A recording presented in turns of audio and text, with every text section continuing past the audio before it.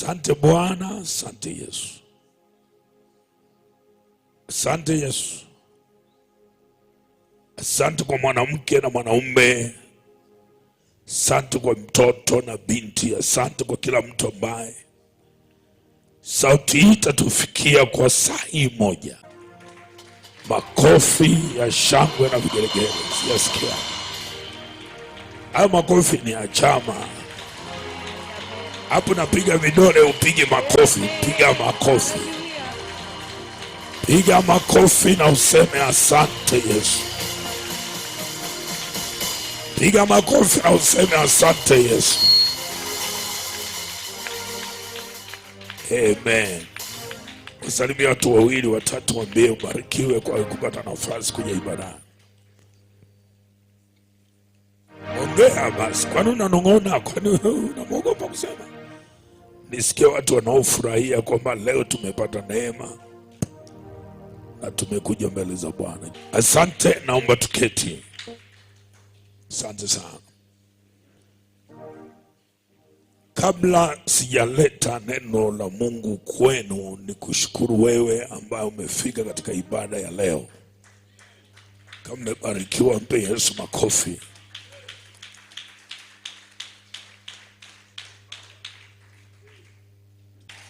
Mkipokea salamu, na mpe Yesu makofi ya shangwe.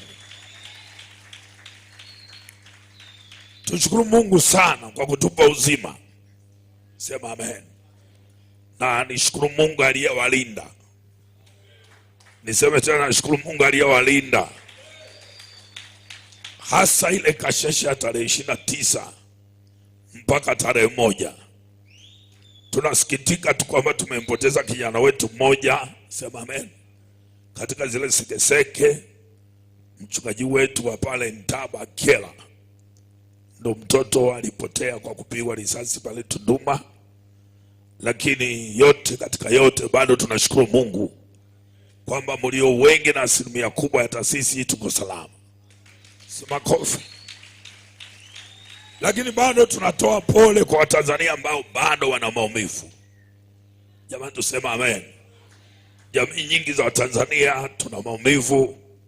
Tumepotelewa na ndugu zetu, tumepotelewa na mali. Sema amen. Lakini kwa sisi wana injili hatuongei sana mali, kwa maana mali zinatafutwa, lakini uhai wa mtu hauna spare. Kwa hiyo mimi natoa pole pia kwa familia zote za Kitanzania zilizopoteza ndugu na jamaa. Sema amen. Iwe kwenye zile kasheshe za 29 mpaka tarehe ngapi? Tarehe 1, au kifo cha kawaida. Bado mimi natoa pole kwa wote. Wengine tumekuwa na bahati, tumekuwa salama mpaka tumemaliza mwaka. Jamani, kama mnafurahia, simpe Yesu makofi. Mwaka 2026 ni mwaka, si tusemeje, kudai. The year to claim the promises of God in your life. To claim ni kudai. 2026 tunadai. Hatutafuti kitu kipya, tunadai. Mshike mwenzo mkono, mwambie tunadai. Siasikia tena, sema tunadai. 2026 sio mwaka wa kutafuta kitu kipya. Nimeambia niwaambie Watanzania na jamii ya Living Covenant, tunadai ahadi za Mungu kuhakikisha zinakuwa halisi katika mwili. Yaani manake, kama uliahidiwa utajiri, uwache tena kudai kusema utajiri katika imani. Tuseme utajiri katika tangible, pesa ionekane. Kama ni afya, afya ionekane. Kama ni utawala, utawala uonekane. Siko na watu wanaosema amina, mnanielewa? Ndio nimeanza. Kama ni kibali, kibali kionekane. Nimeambiwa nikuambie, sema tena amen. Nimeambiwa waambie watu wangu wanidai.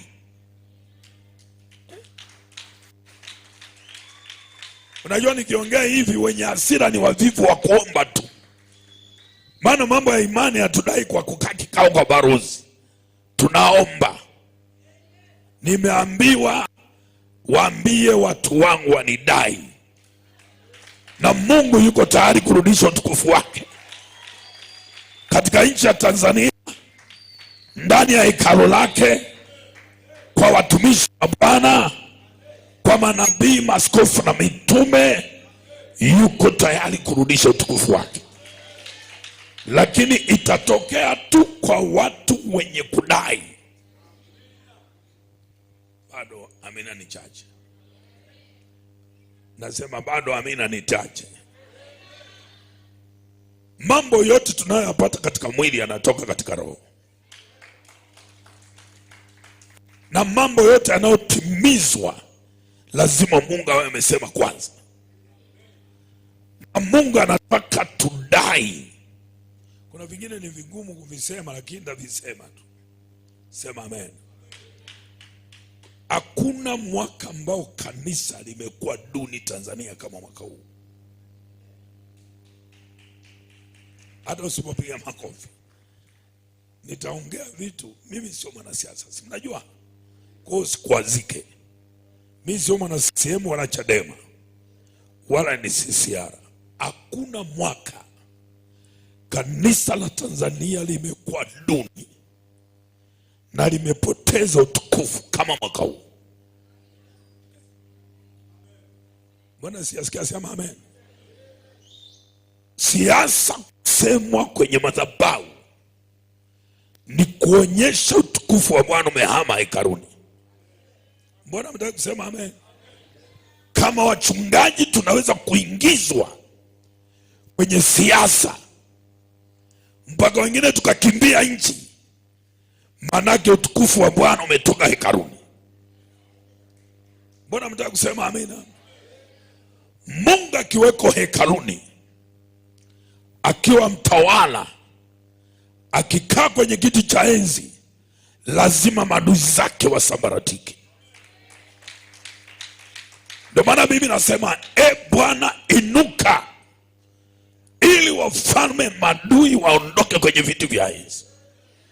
Ukikuta watawala wanakaa comfortable, wanaweza kujibizana na madhabahu, tambua utukufu wa Mungu umehama hekaluni. Sasa Bwana ameniambia niliambie kanisa, huu ni mwaka wa kudai. Kuna mtu nasikia ananijibu anasema mimi nimebarikiwa. Utaelewa tu. Fungua kitabu cha Mwanzo sura 32. Mwanzo 32. Mstari wa 24 na 31. Naomba msomaji asome tafadhali, ili tuweze kufika mahali tunapokwenda, mahali pa kuomba. Mwanzo 32 mstari wa 24 mpaka 31. Yakobo akakaa peke yake na mtu mmoja akashindana naye mweleka hata alfajiri. Watu naye alipoona ya kuwa hamshindi, alimgusa panapo ufungu wa paja lake, ukateguka ufungu wa paja la Yakobo. Alipokuwa akishindana naye, akasema, niache niende, maana kuna pambazuka. Akasema, sikuachi usiponibariki. Akamuuliza, jina lako ni nani? Akasema, Yakobo. Akamwambia, jina lako utaitwa tena Yakobo, ila Israeli, maana umeshindana na Mungu na watu, nawe umeshinda.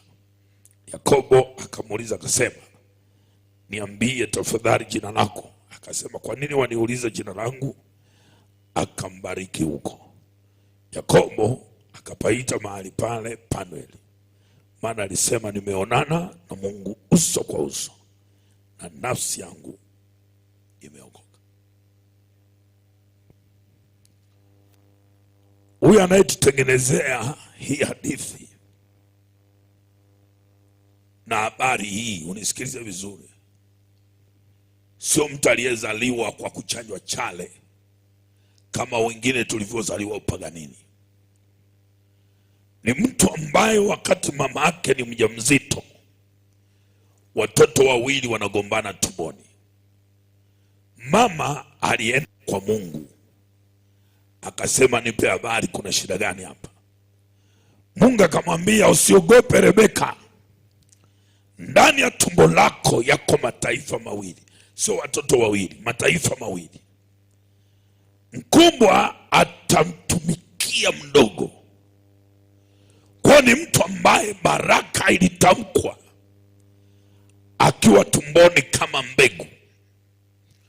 Ndio mtu huyu mwishoni anadai baraka. Sasa jiuliza, anadai baraka gani? Ni Yakobo ambaye alimwambia Esau, ukitaka nikupe chakula niuzie uzaliwa wako wa kwanza. Na Esau akauza. Ni Yakobo aliyetengeneza chakula kwa maelekezo ya mama yake. Nataka niongee na mtu anayesema, mchungaji nidai nini? Mimi nilishabarikiwa. Sema tena amen. Nataka unisikilize ninachotaka kuongea. Maandiko anasema mama yake katengeneza chakula, akaleta wa Isaka. Isaka kala, akaachilia baraka kwa Yakobo. Ndio huyu anakutana na malaika Penuel, anasema sikuachii usiponibariki. Naongea, huu ni mwaka wa kudai ahadi. Sikuachii 2026 usipobadilisha hali yangu. Bado siyasikia mtu anasema amen. Sikuachii 2026 usiponitakasa. Sikuachii usiponiondelea misiba nilionayo. Sikuachii usiniondelea aibu nilionayo. Bado siyasikia mtu anasema amen. Usiseme nimeokoka. Sikiliza hii hadithi. Huyu ndiye aliyekwenda kwa Labani, amechunga ng'ombe mifugo ya Labani miaka 20. Amerudi na matuo matatu akiwa tajiri. Sema amen. Akiwa na ng'ombe na mifugo ya kutosha, akiwa ametajirika mpaka Labani mkwe wake mwenyewe alimwogopa, na watu wa nchi ile walimwogopa. Mtu ambaye aliingia na fimbo tu, lakini anavuka Jordan. Sema amen. Anarudi nyumbani kwa baba yake, anakutana na malaika, anamwambia nakudai ahadi yangu, usiponibariki sikuachii. Sasa unaweza kanijibu, mimi nina kila kitu bana, nimejenga, niko na hiki, niko na hiki. Nataka nikwambie, alichokikusudia Mungu ni zaidi ya hicho unachokiona. Alichokusudia Mungu juu ya maisha yetu, hata kama ni upako, ni zaidi ya huo ulionao. Kama kuna mtu anaamini aseme haleluya. Hata kama ni kupanuliwa mipaka, ni zaidi ya mipaka ulionayo. 2026 tunadai, nitashika pindo la vazi la Yesu. Hata kama utaki, lazima nibariki. Lazima badilishe mateka wangu, aniletee uhuru wangu. Kama kuna mtu aseme amina tena. Kama ni watoto wamenyang'anywa, wako nje ya nchi, mwambie Mungu, na wataka watoto wangu hapa. 2026 sio mwaka wa kulia, ni mwaka wa kudai. Wanaodai hawalii machozi kwa maadui. Wanaodai wakiwa macho makavu. Wanaodai hawatoi machozi. Wanaodai hawadeki. Wanaodai wanajua imeandikwa. Njooni kwangu tuelezane. Eleza hoja zako zenye nguvu, nami nitakupa haki yako. Wanaodai hawadeki. Hawatafuti kwa manabii wawekewe mikono. Wanaodai wanaenda kama Ana, wanaosukuma madui zote pembeni na kuziba pamba za maneno ya watesi na kumwendea Mungu waone watakachoambiwa. Wanaodai wanasimama kama Habakuki, wanasema nitasimama katika zamu yangu, alafu nitaona kile Mungu atakachonieleza kwa habari za kulalamika kwangu. Maana nimelalamika miaka yote, mwaka huu silalamike. Habakuki anasema nitaenda kwake nione kama huu ndio mwisho wangu au la, kama aliyosema yanatimia au hayatimii. Nilikuwa kila juzi, Mungu akaniambia kitu cha ajabu. Wana Living Covenant tuanze kujipanga, maana 2026 Bwana ameniambia kuna nabii utapita kwenye maono haya na watu watatafuta kutoka mataifa mbalimbali. Ataposema amina, hili neno litakupita. Huu ni mwaka wa kudai. Hatukuanzisha dini, tulianzisha chuo cha unabii. Turejeshe mapito ya zamani, turejeshe aliyosauliwa, turejeshe aliyotupwa nje. Bwana amenitokea nikiwa Kyela, ameniambia umepita kwa ugumu. 2026 fungua chuo cha unabii. Hata wasiojua kutabiri watatabiri, hata wasiojua kuona maono wataona maono. Na hii inaanza Jumapili ijayo, na hii inaanza Jumapili ijayo.